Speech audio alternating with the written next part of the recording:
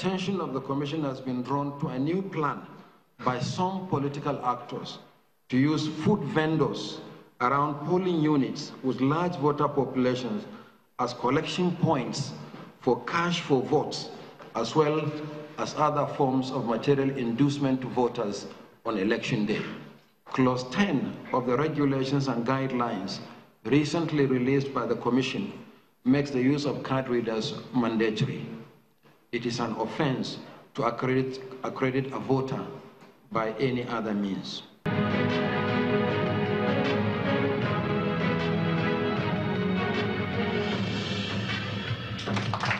All right, welcome back. Welcome back to the show, everyone. Now, we're continuing with this discussion, which got lively just before the break, where we're talking about visibly pregnant women. But while we're on that, I think we also have a couple of questions from the audience. Yes, let's take one from Mfong Iyang. He's a media practitioner, and he wants to know how INEC will manage the issue of not being biased. So I want to ask you specifically, tell us what you mean. Hello, we have a problem of optics, right? And people are saying INEC is for this side, INEC is for the other side. What are the strategic measures you're making to ensure the electorate and the stakeholders to say, hey, we are not for anybody, we are for the election, we are for the system, we are for the process? Thank you. Okay, so how can INEC decide that they belong to everybody? Should we take all the questions? No, all the questions, because we're rapidly running out of time. Okay, now let's take another one from Akin Oke Hamid. And it's interesting, he wants to talk about security at the polling booth. He thinks the polling booth will be rather crowded. How will you secure everybody who's there? Thank you very much. The 24.7% of voters, which are the students, are concerned. We are the ones that make the moves. We are the ones that move the social media to get the so-called elites to vote. I mean, the other percentage of the youth. But then those of us that are acting as INEC ad hoc staff are feeling less secured. How then will we be able to convince the other students and then by extension the other youth to come and vote? Cases where in 2011 we observed polling ballot boxes being stolen and all of that. How do you secure those that are securing the ballot boxes? Okay, good question. And then the last one, we'll take one from Ikechukwu Agada. And he's talking about the voting timetable. He's a bit confused about which comes first. Okay, I want to know, I think INEC need more sensitization because the election will be going simultaneously. You discover that National Assembly and presidential election will be going. So many people might really make mistakes in the voting. So how do INEC tend to isolate some of these mistakes, and how do they intend to curb vote buying? Now, for the amount of time that we have left, we're going to have to do this really quick. Now, Mr. Okoye, one would get the sense that most of the questions are for you. But in order for you not to have the feeling of being besieged, we're going to spread the questions a little bit, because I'm sure the rest of the panel can answer one or two of those questions. We'll give him the security. But we'll give you the security at the poll. How do you secure those securing the ballots? Well, as a commission, we have been having series of meetings with the various security agencies, both at the national level, at the state level, and at the local government level. We know the type of risk which young people who serve as presiding officers and as assistant presiding officers take in serving their nation. And based on that, we want to secure electoral materials, we want to secure electoral personnel. For instance, some of the people who are going to serve in the riverine areas, the law gives the Independent National Electoral Commission the mandate and the power to use the services of the Navy in transporting and protecting electoral material and electoral personnel. So we are going to hire gunboats to secure some of these young people that are going to be serving their nation. In other places that have security challenges, we are making arrangements with the security forces to guarantee and secure the environment for this to happen.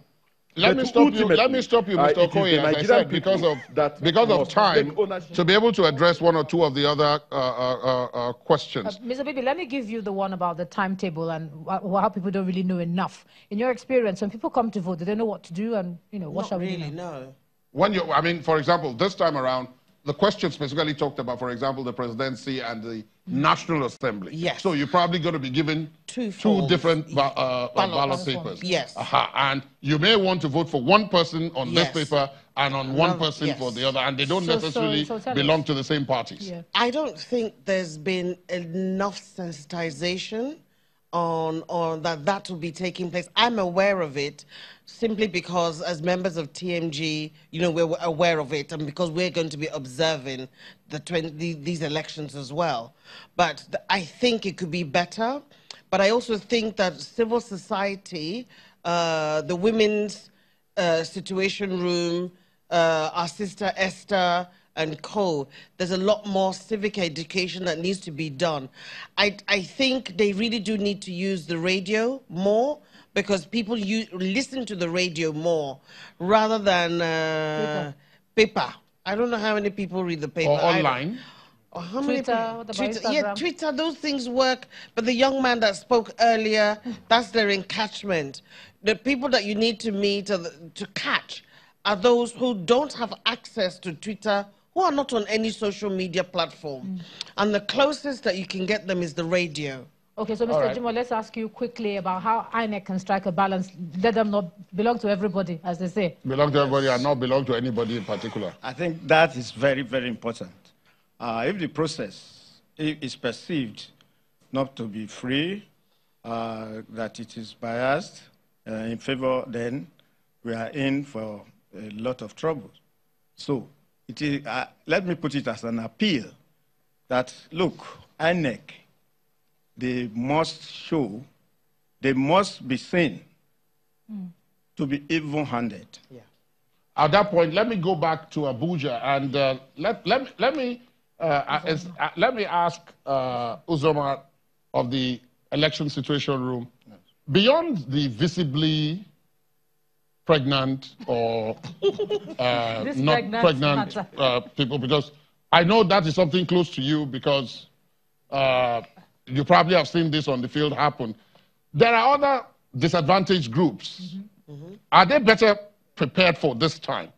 Do you think they're better prepared for this time? Will they find it easier to participate in the process? You've got 1 minute. All right. INEC has given us assurances. They've provided braille jackets. They've provided magnifying glasses.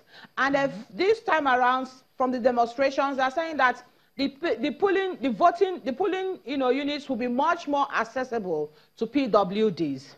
And from all indications, we are persuaded that the INEC, is prepared, particularly to, for inclusivity in this electoral process. Mr. Okoye, you're going to have the last word, and maybe in between your 1 minute, you can address the concerns about the women in the guidelines.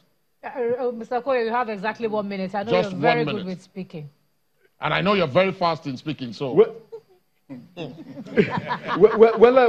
I just want to assure Nigerians that the Independent National Electoral Commission and the national commissioners, that we have the courage, we have the presence of mind, and we are determined to deliver an election that Nigerians will be proud of.